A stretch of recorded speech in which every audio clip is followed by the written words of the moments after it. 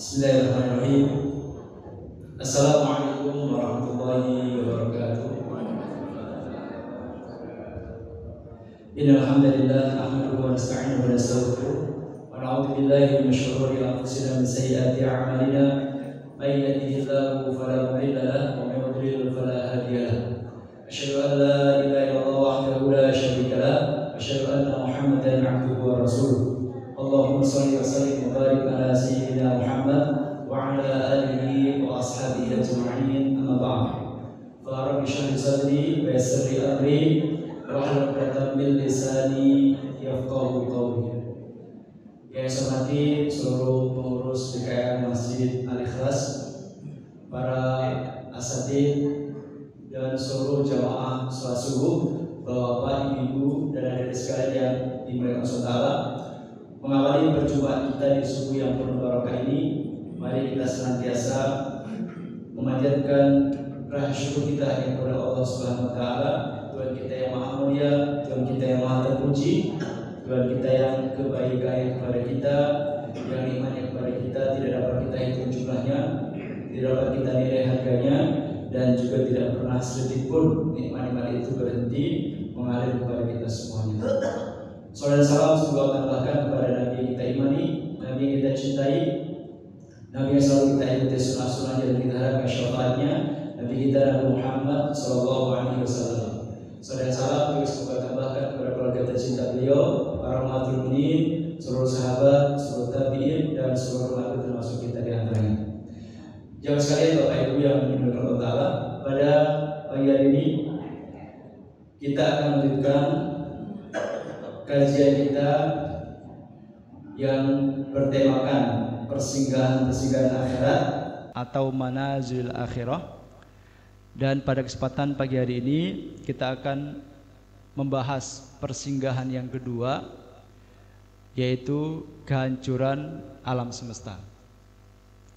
Di pertemuan yang lalu kita telah membahas persinggahan pertama dari rangkaian persinggahan atau peristiwa yang akan kita alami dalam kehidupan dari akhir, yaitu alam kubur.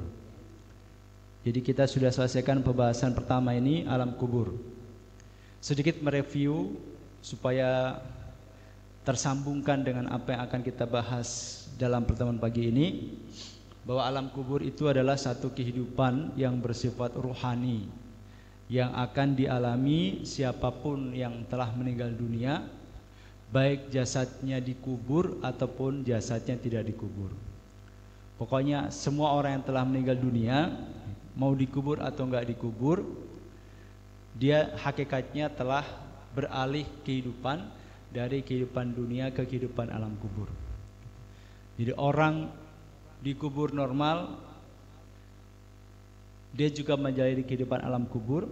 Tapi seandainya tidak dikubur, baik tidak dikubur karena sengaja nggak dikubur, seperti sebagian agama sebelah misalkan meninggal tidak dikubur tapi dibakar misalnya.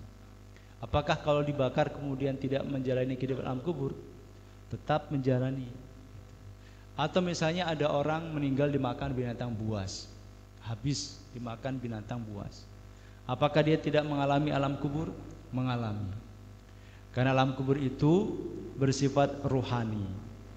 Arti bersifat ruhani, pertama, dia tidak butuh tempat. Beda dengan kehidupan dunia yang butuh tempat. Makna kedua dari alam kubur bersifat ruhani adalah bahwa nikmat ataupun adab kubur itu lebih banyak dirasakan oleh ruh manusia. Beda dengan kehidupan dunia, di mana nikmat ataupun rasa sakit itu lebih banyak dirasakan oleh jasad kita. Nah, alam kubur kebalikan dari kehidupan dunia. Karenanya dia tidak terikat oleh tempat. Mau dikubur nggak dikubur, setiap orang yang telah meninggal dunia, dia hakikatnya sudah hidup di alam kuburnya. Termasuk orang dikubur normal, layaknya manusia dikubur normal.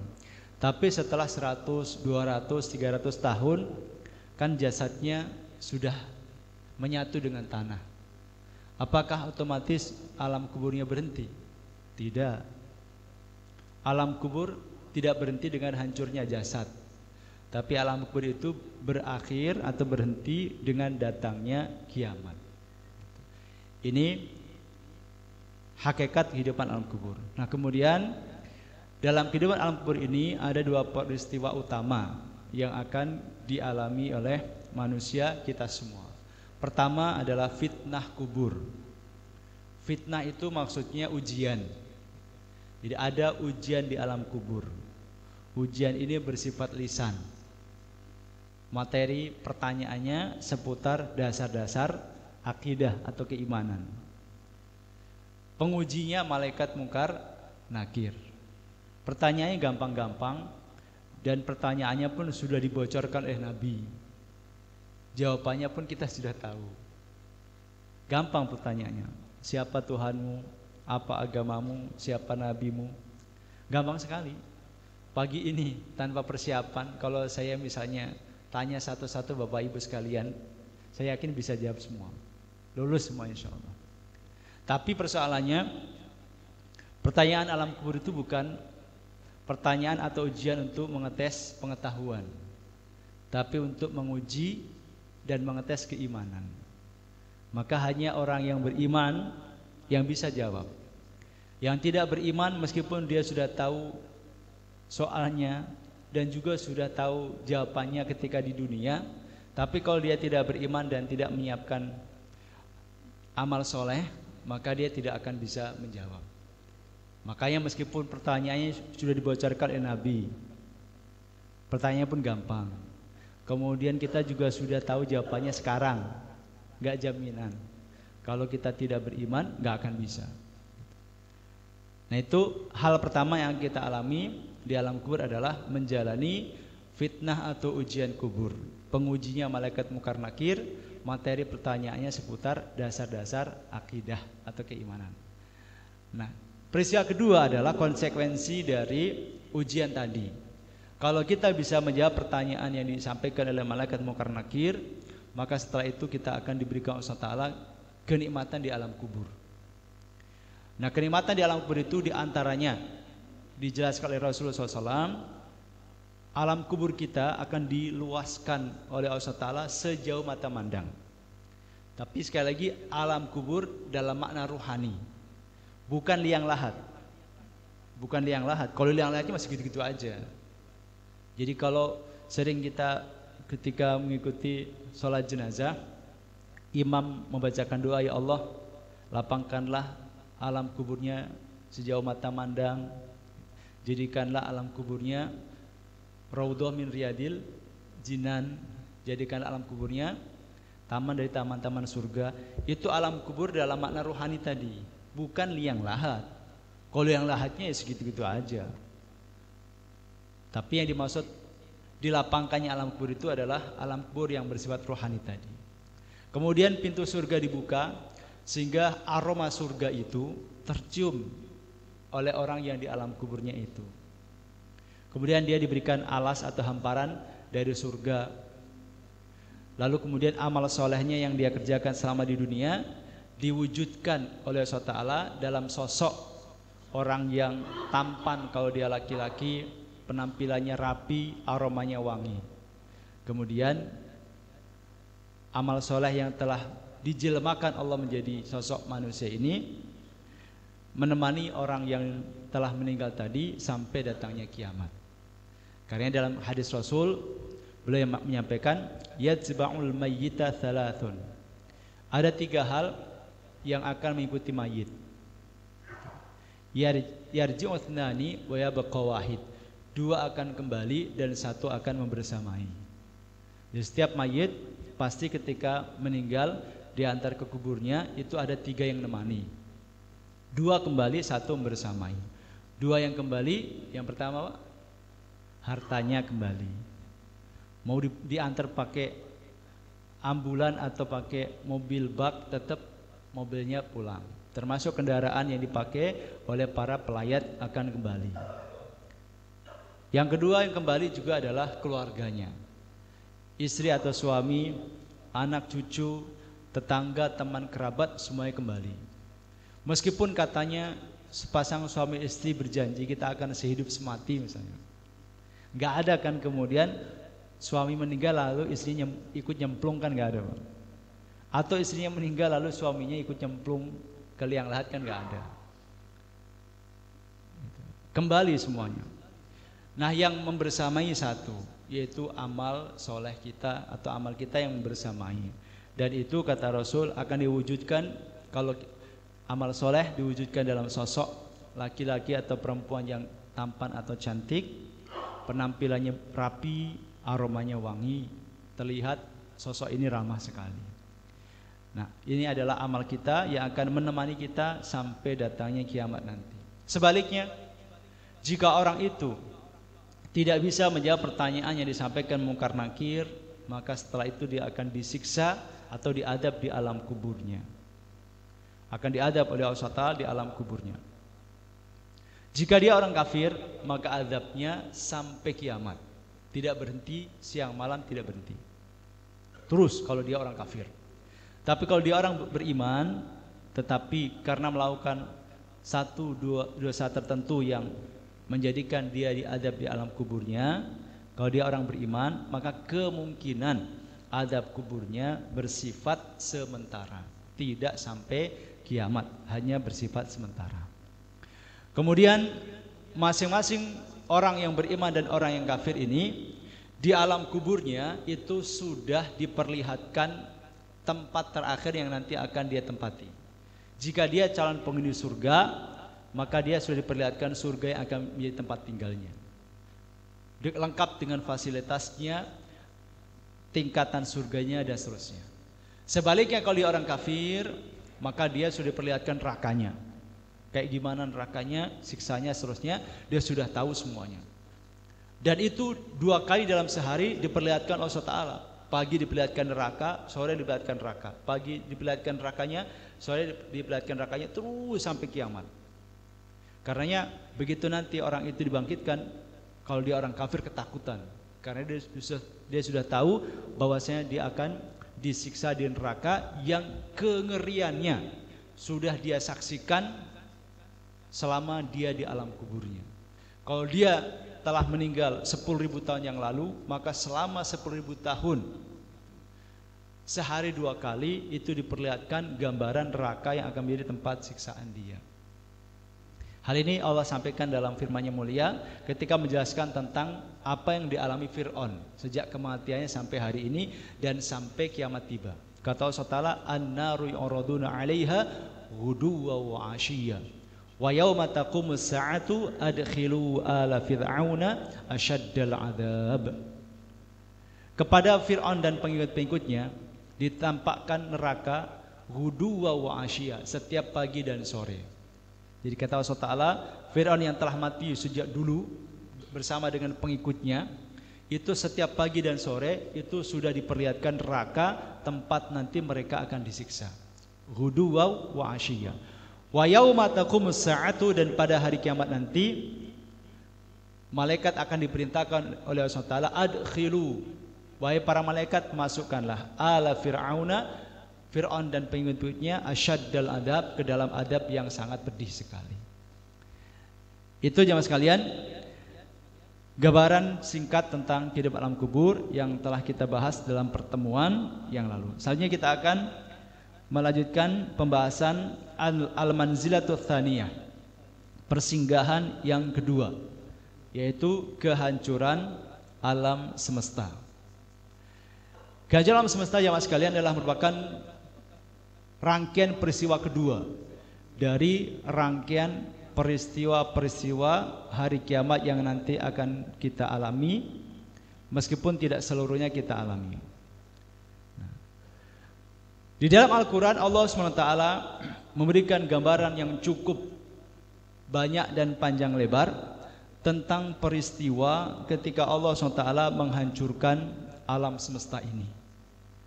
Di antaranya Allah sampaikan dalam surat At-Takwir ayat 1-3, Allah berfirman, ba'da a'udzu billahi minasyaitonir rajim, idza syamsu kuwirat, apabila matahari digulung, wa idan nujumun kadarat, dan apabila bintang-bintang berjatuhan, wa idal jibalu suyirat, dan apabila gunung-gunung dihancurkan. Ini sebagian gambaran tentang peristiwa ketika Allah SWT menghancurkan jagat raya ini. Dalam ayat ini Allah Ta'ala sampaikan matahari akan digulung oleh Allah SWT.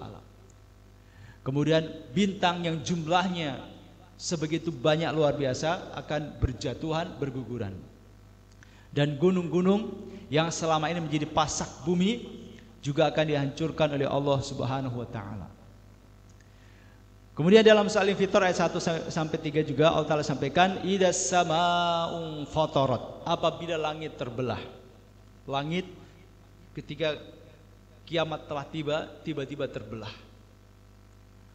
Wa idal kawakibun tatharat, dan apabila bintang-bintang jatuh berserakan. Wa idal biharu fujirat, dan apabila lautan dijadikan meluap. Langit terbelah, bintang rontok berguguran, dan semua permukaan air laut mengalami tsunami. Sehingga permukaan bumi akan tenggelam dengan air. Kita waktu menyaksikan peristiwa tsunami di Aceh saja sebegitu mengerikan. Itu baru satu lokasi terjadinya tsunami. Dampaknya sebegitu luar biasa. Ini semua lautan itu akan meluap, akan diluapkan oleh Allah Ta'ala airnya. Sehingga gak kebayang seberapa dahsyatnya peristiwa itu. Kemudian dalam surah Az-Zalzalah, surat yang insya Allah kita semuanya hafal, Allah sampaikan di muqaddimah surat Az-Zalzalah, idza zulzilatil ardu zilzalaha, ketika bumi diguncangkan dengan guncangan yang dahsyat. Bumi mengalami gempa bumi dengan skala yang belum pernah terjadi sebelumnya. Mungkin selama ini gempa bumi yang cukup dahsyat itu skalanya 8 Richter, mungkin 9. Nah, itu belum ada apa-apanya dibandingkan dengan peristiwa gempa yang terjadi ketika Allah telah tetapkan terjadinya kiamat. Wa akhrajatil ardu asqalaha, dan dikeluarkanlah semua beban yang dikandung oleh bumi. Semua isi perut bumi dimuntahkan oleh Allah SWT. Mungkin ada batu, mungkin ada minyak, mungkin ada berbagai macam tambang dan seterusnya, semua dimuntahkan oleh Allah Subhanahu wa taala. Kalau ingin melihat gambarannya, ingat ketika peristiwa Lumpur Lapindo. Itu peristiwa kecil yang terjadi di sebagian permukaan bumi. Tapi sedikit untuk memberikan gambaran kira-kira seperti itu. Tapi jauh lebih dahsyat apa yang terjadi pada hari kiamat nanti. Maka ketika orang menyaksikan semua peristiwa tadi, langit terbelah, bintang rontok berguguran, matahari digulung oleh Allah SWT, terjadi gempa yang dahsyat luar biasa. Orang-orang pun panik, bingung, takut. Wa qalal insanu malaha, dan berkatalah manusia, malaha, ada apa dengan bumi ini? Apa yang terjadi? Orang-orang bertanya-tanya, kebingungan, kaget, ketakutan, dan luar biasa. Wa qalal insanu malaha. Itu sebagian dari gambaran ketika Allah SWT mulai menghancurkan alam semesta yang menandai bahwasanya kiamat itu telah tiba.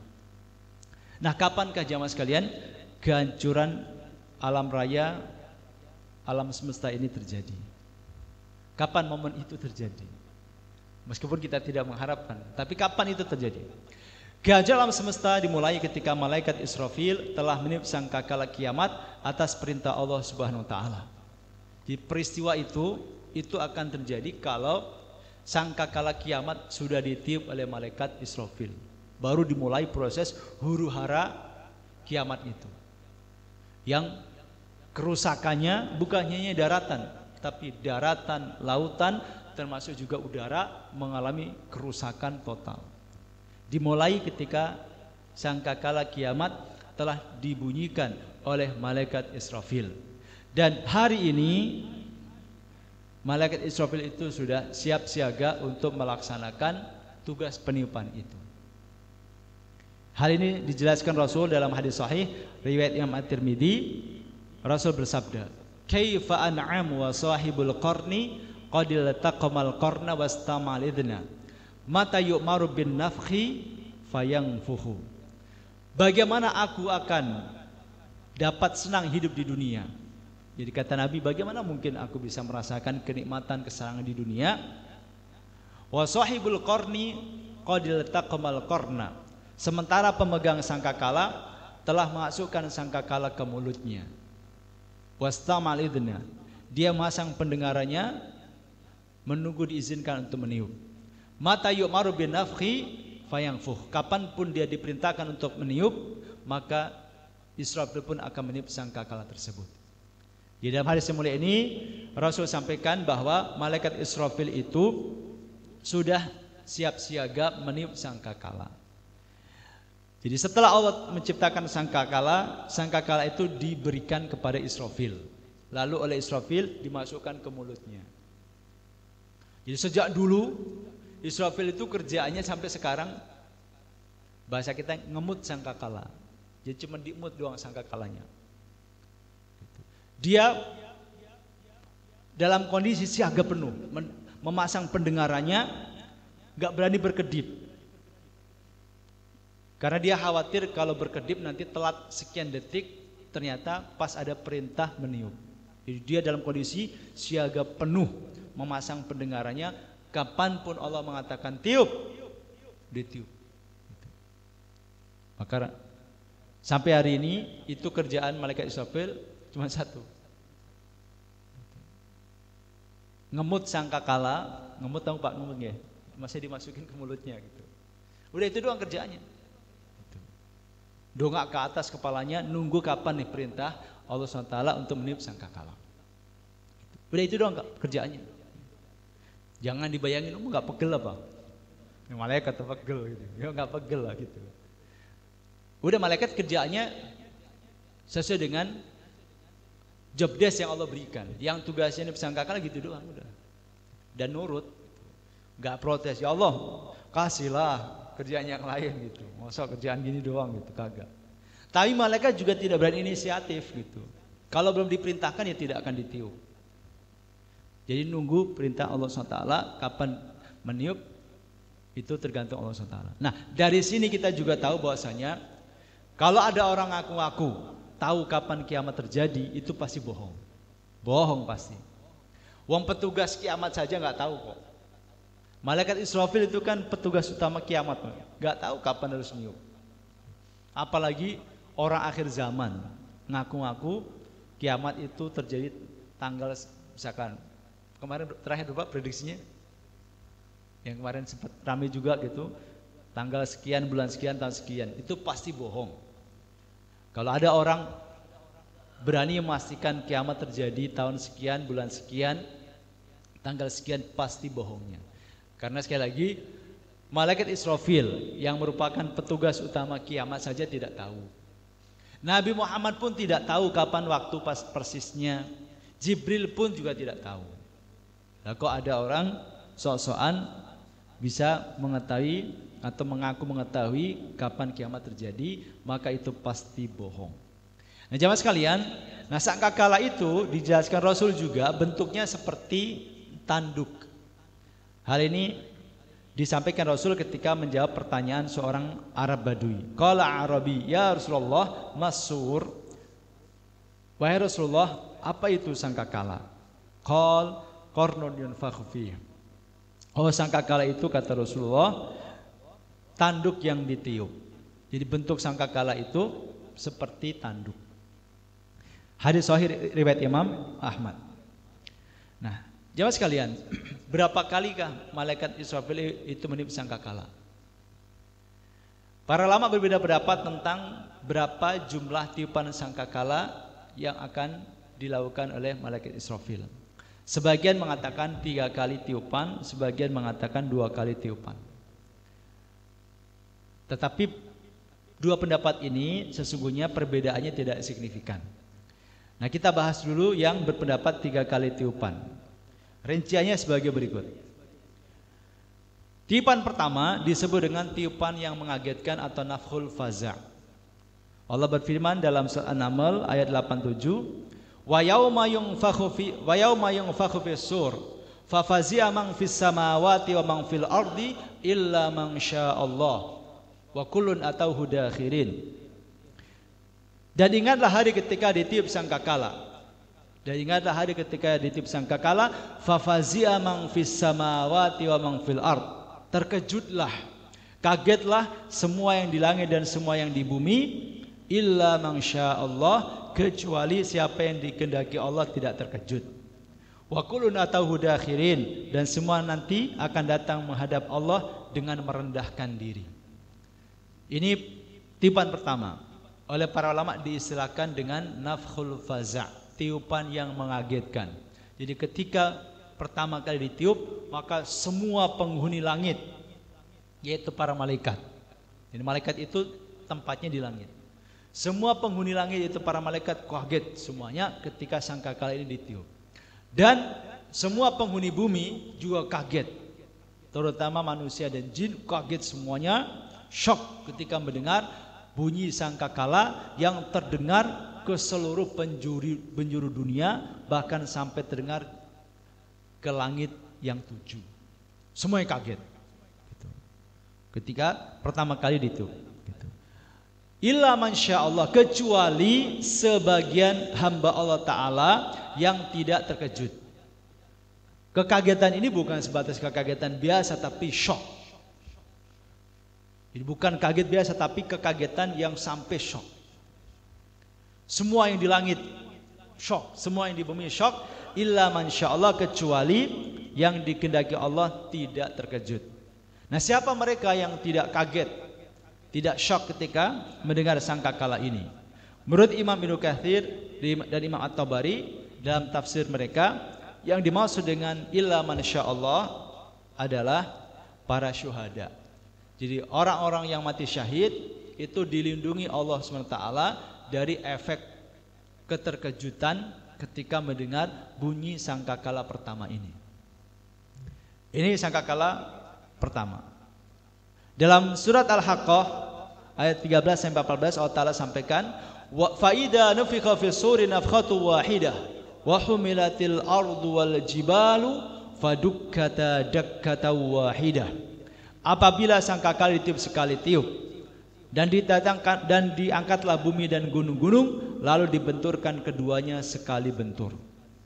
Nah, setelah orang banyak yang terkejut dengan bunyi sangkakala pertama ini, sekaligus Allah memulai proses penghancuran alam semesta.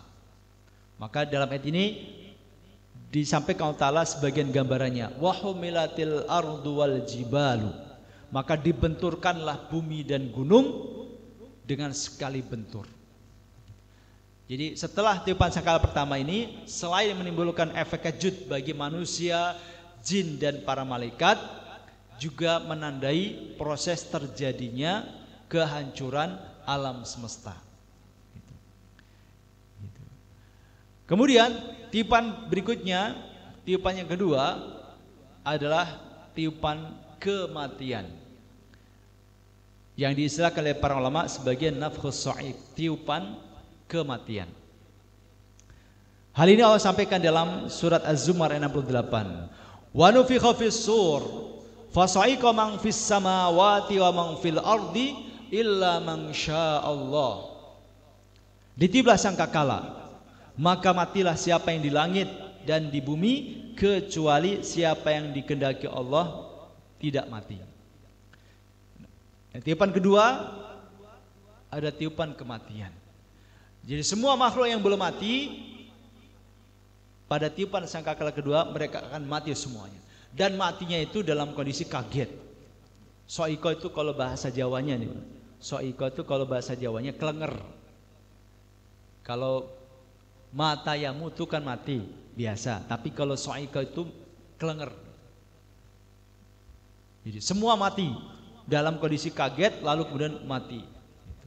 Yang di langit para malaikat juga mati, yang di bumi jin dan manusia juga mati semuanya. Saking kagetnya, nggak lama mereka kemudian mati semuanya.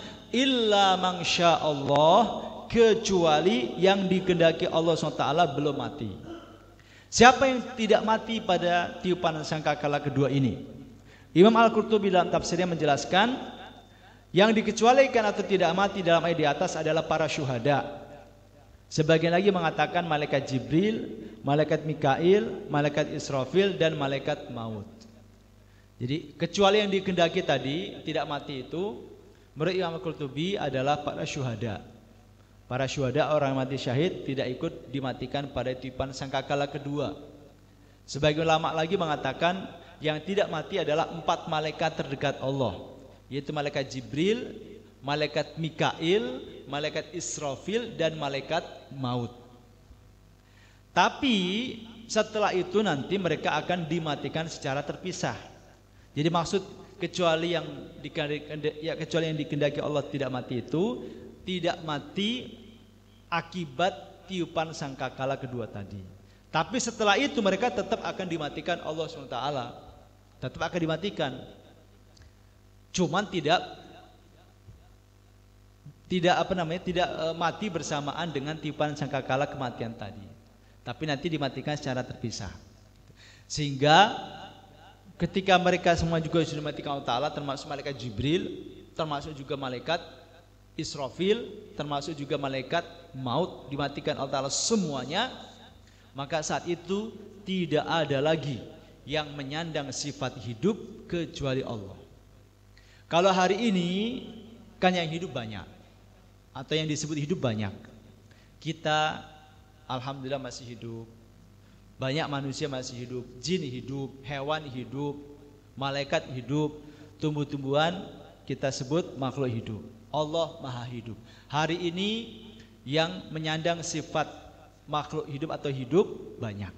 Tapi nanti setelah peristiwa tiupan sangkakala kedua dan Allah juga matikan malaikat-malaikat terdekatnya, tidak ada lagi yang menyandang sifat hidup kecuali hanya Allah Subhanahu wa taala, Al-Hayyu Al-Qayyum, zat yang maha hidup, yang maha berdiri sendiri. Bahkan termasuk jemaah sekalian, iblis itu juga matinya pada tiupan sangkakala kedua ini. Kata penulis tafsir Jalalain, iblis itu matinya juga pada tiupan sangkakala kedua ini. Jadi yang dimaksud iblis itu adalah bahnya jin. Kalau disebut iblis itu maknanya adalah nenek moyangnya bangsa jin, yang hidup sezaman dengan Nabi Adam, bahkan dia lebih senior dari Nabi Adam. Yang ketika itu pada saat Allah perintahkan dia dan para malaikat sujud kepada Nabi Adam, iblis tidak mau sujud karena menganggap dirinya lebih mulia daripada Nabi Adam. Allah pun murka dengan pembangkangan iblis, lalu iblis diusir dari surga. Tapi iblis tidak menyesal dengan perbuatannya. Dia bahkan karena sudah saking dendam kepada Nabi Adam, dia bersumpah akan menyesatkan anak cucu Adam seluruhnya. Nah, untuk mewujudkan keinginannya, dia minta modal sama Allah Ta'ala, yaitu minta agar umurnya dipanjangkan sampai kiamat. Kata iblis kepada Allah SWT, Rabbi fa'angdirni ila yaumi ba'atsun. Wahai Tuhanku, tolong tangguhkan kematianku sampai hari kiamat. Kata Allah Ta'ala, qala fa innaka minal mundharina ila yaumil waqtil ma'lum. Allah berfirman, iblis, kamu termasuk yang aku tangguhkan kematianmu sampai hari kiamat. Maka iblis itu sampai hari ini masih hidup. Dan dia yang mengendalikan semua setan-setan jin yang ada di seluruh dunia, yang ada di seluruh alam semesta ini dikendalikan oleh iblis itu. Nah, iblis itu baru mati juga pada tiupan sangkakala kedua ini. Itu kata penulis tafsir Jalalain. Baik, jemaah sekalian. Kemudian tiupan ketiga atau tiupan terakhir adalah tiupan yang diistilahkan oleh para ulama sebagai nafkhul ba'ats, tiupan kebangkitan. Jadi setelah semua mati dan tidak ada yang menyandang sifat hidup kecuali hanya Allah Ta'ala, selanjutnya Allah akan hidupkan lagi semua orang yang telah dimatikan pada tiupan sangkala kedua ataupun yang telah mati sejak sebelumnya. Tentu setelah Allah SWT menghidupkan terlebih dahulu malaikat Israfil. Di malaikat Israfil dihidupkan dulu, kemudian dikasih tugas untuk meniup sangkakala ketiga yang disebut dengan tiupan kebangkitan. Allah berfirman dalam surah Az-Zumar ayat 68, "Tsumma nufikha fi ukhra fa idahum qiyamun yanzurun. Kemudian ditiup sekali lagi sangkakala itu, maka seketika itu mereka bangun dari kuburnya menunggu keputusan Allah SWT. Ditiup sangkakala terakhir, maka semua yang tadi sudah mati hidup kembali, bangkit dari alam kuburnya masing-masing.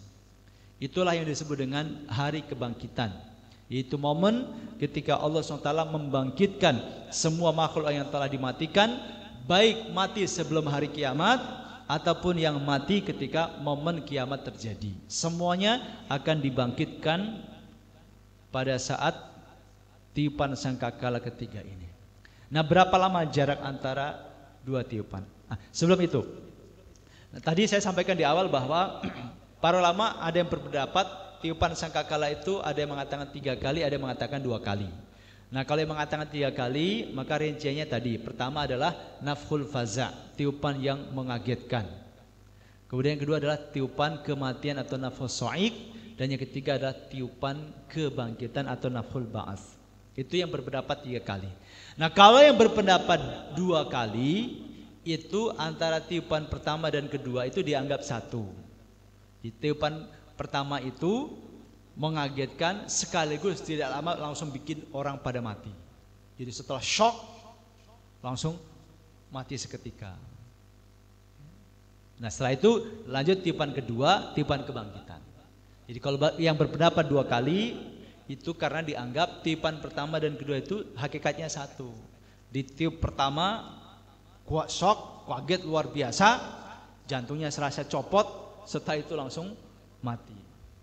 Nah, setelah mati baru kemudian Allah perintahkan malaikat Israfil meniup sangkakala kedua yang disebut dengan tiupan kebangkitan. Nah, berapa lama jarak antara 2 tiupan? Baik itu yang berpendapat 3 kali, berarti tiupan pertama ke kedua, atau tiupan kedua dan ke ketiga. Berapa jaraknya? Abu Hurairah radhiyallahu anhu berkata, Rasulullah SAW bersabda, "Ma baina nafkhataini arba'un." Jarak antara 2 tiupan adalah 40. Qalu ya Abu Hurairah, arba'una yauman. Para sahabat bertanya, "Wahai Abu Hurairah, apakah 40 hari yang kamu maksudkan itu?" Qala abaitu. Abu Hurairah menjawab, "Aku enggan." Qalu arba'una syahran. Para sahabat bertanya lagi, "Apakah 40 bulan maksudnya?" Qala abaitu. Aku enggan, kata Abu Hurairah. Qalu arba'una sanah. Apakah maksudnya 40 tahun? Tanya para sahabat. Qal abaitu. Kata Abu Hurairah, aku enggan. Hadis sahih riwayat Imam Al-Bukhari. Maksudnya begini. Jadi Rasul SAW itu pernah menyampaikan, ma baina nafkhataini arba'un.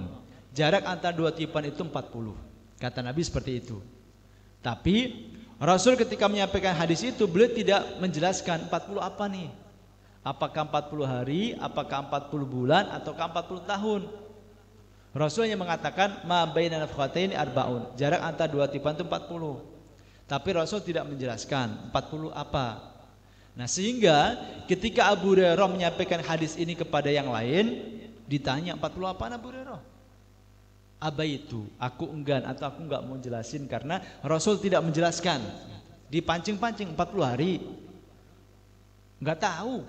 40 bulan. Abaitu, aku enggak mau menjelaskan atau aku enggak mau menebak-nebak. 40 tahun abaitu, aku enggan. Maksudnya beliau Abu Hurairah tidak tahu secara pasti 40 itu maksudnya 40 apa. Apakah 40 hari, apakah 40 bulan ataukah 40 tahun. Tapi Rasul hanya mengatakan 40 itu saja. Baik, itu jangan sekalian momen ketika sangkakala ditiup, di mana tiupan pertama menandai terjadinya huru-hara kiamat. Kemudian tiupan kedua, tiupan kematian, dan tiupan ketiga adalah tiupan kebangkitan. Nah, ketika peristiwa hancurnya alam semesta itu sedang terjadi, maka manusia yang menyaksikan itu mengalami kepanikan luar biasa. Allah sampaikan dalam surah Al-Hajj ayat 1, "Ya ayuhan nasu taqu rabbakum, inna zalzalatas sa'ati syai'un 'azim."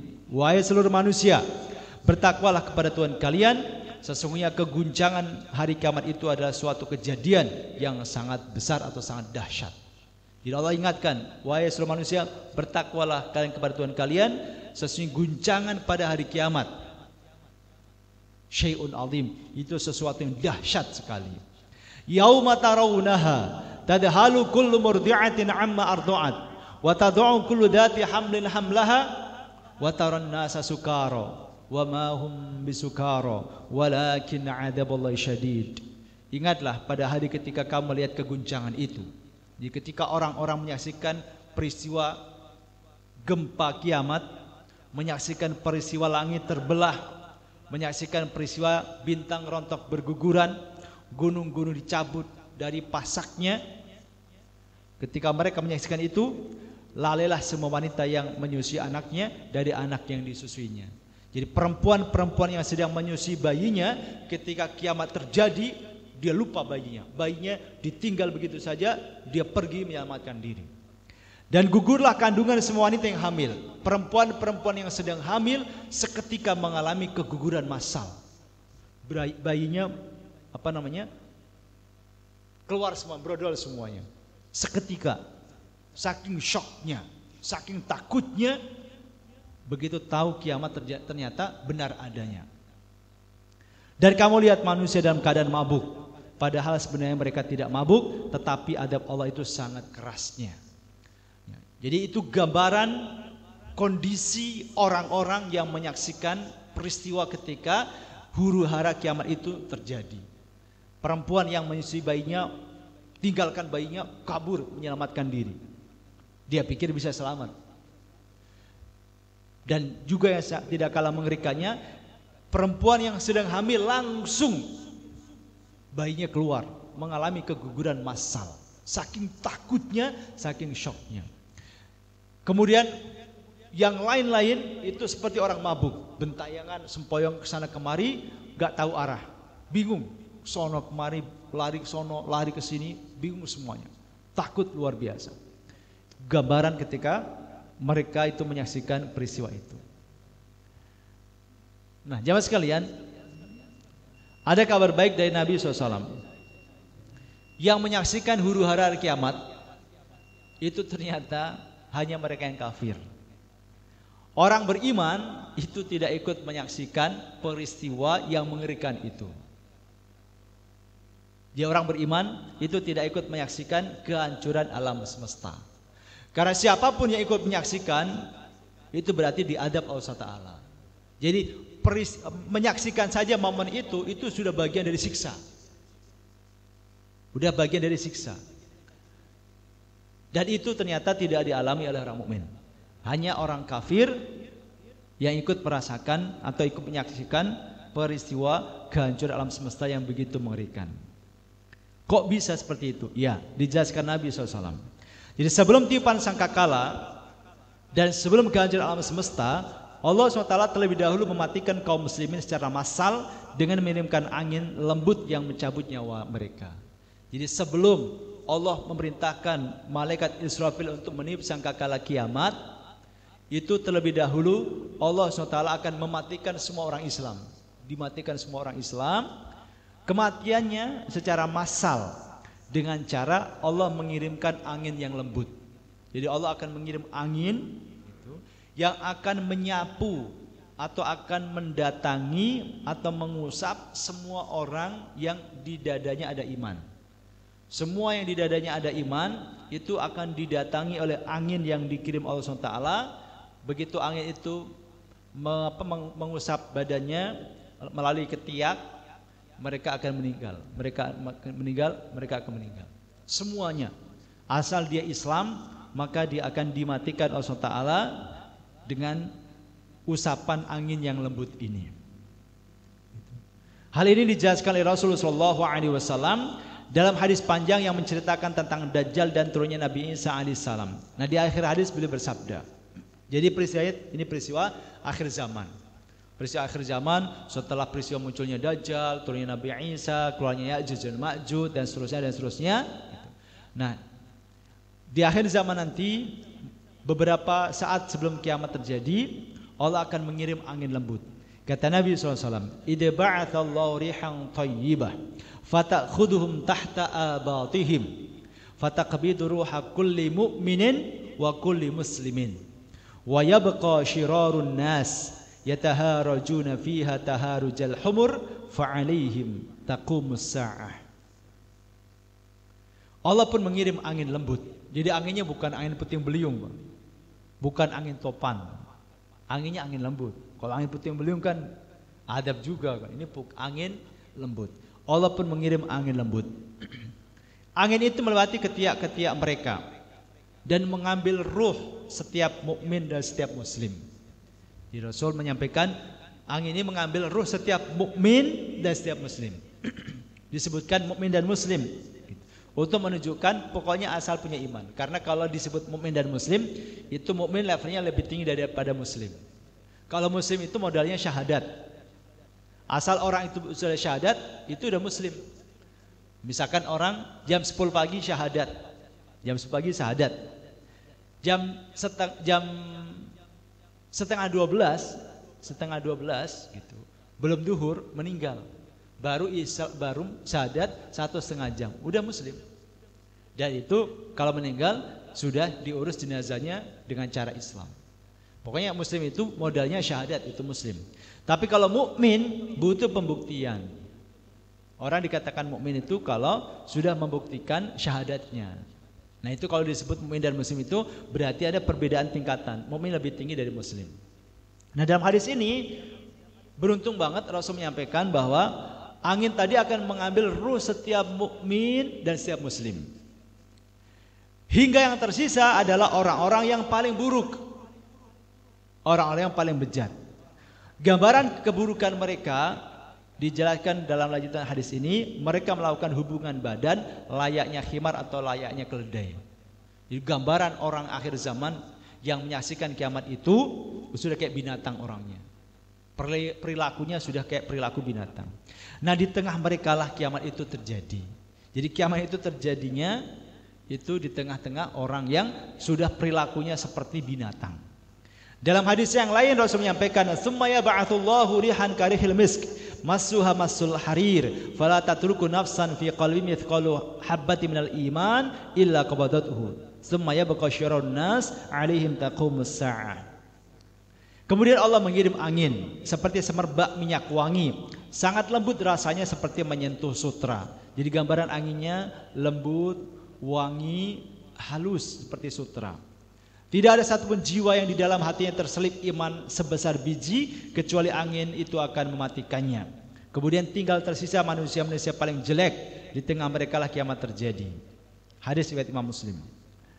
Kemudian dalam hadis yang lain Rasul menyampaikan, la taqumus sa'atu illa ala syarril khalq, hum syarrun min ahli jahiliyah, la yad'una Allah bi syai'in illa raddahu 'alaihim. Kiamat yang akan terjadi pada manusia yang paling jelek. Mereka lebih jelek dibandingkan orang-orang jahiliyah. Setiap doa yang mereka panjatkan pasti Allah tolak doanya. Hadis riwayat Muslim dan Ibnu Hibban. Dalam hadis ini gambaran orang yang akan menyaksikan kiamat itu lebih jelek dibandingkan orang-orang jahiliyah. Kemudian Rasul juga menegaskan bahwasanya karena sudah tidak ada orang Islam yang ada di muka bumi, orang yang Islam, orang yang beriman sudah dimatikan Allah Taala, sehingga di muka bumi nanti tidak ada lagi orang yang menyebut nama Allah. Gak ada orang menyebut Allah Akbar, gak ada.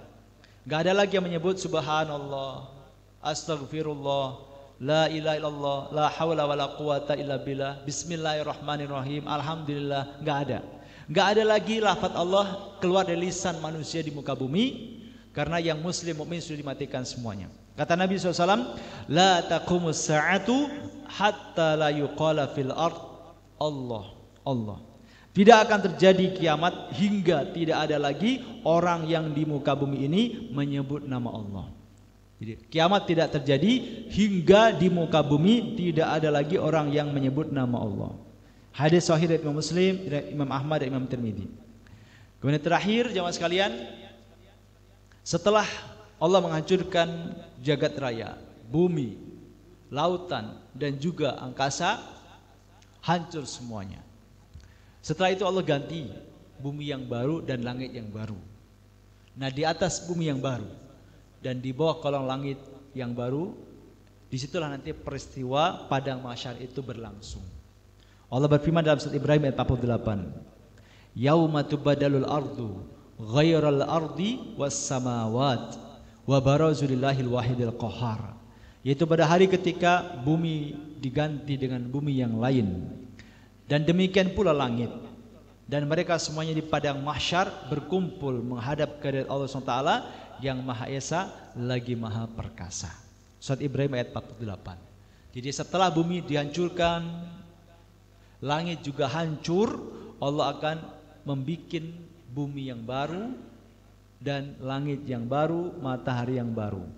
Nah, di atas bumi yang baru, di bawah kalau langit yang baru, di bawah matahari yang baru nanti momen atau peristiwa perkumpulan di padang mahsyar yang insya Allah nanti akan kita bahas di pertemuan yang akan datang. Jemaah sekalian, saya rasa itu yang dapat saya sampaikan pada pertemuan pagi hari ini. Semoga manfaat untuk kita semuanya. Saya kembalikan waktu kepada MC.